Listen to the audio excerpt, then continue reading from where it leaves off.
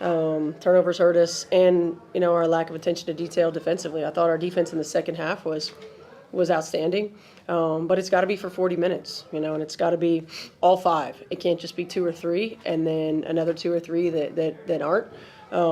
It's got to be all five. We got to be connected on both ends of the floor, and when you're trying to beat really great teams, you got to play.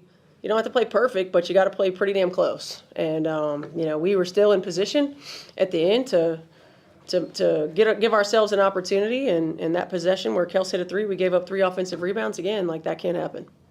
Yeah, is there a way that you kind of, as the coaching staff, can stop those lapses, or is it kind of player-led when it's happening on the court? I think you try to call timeouts to stop momentum. You try to call some things that can get us some good looks, try to address the problems in live action. But ultimately, it's got to be executed on the floor. And again, we're talking about, implementing 3 new players that are playing a lot of minutes for us. And so some of our defensive coverages are different, a little bit different, and making sure that they're attuned to what we're doing. And if we make adjustments, we got to make sure everybody's on the same page.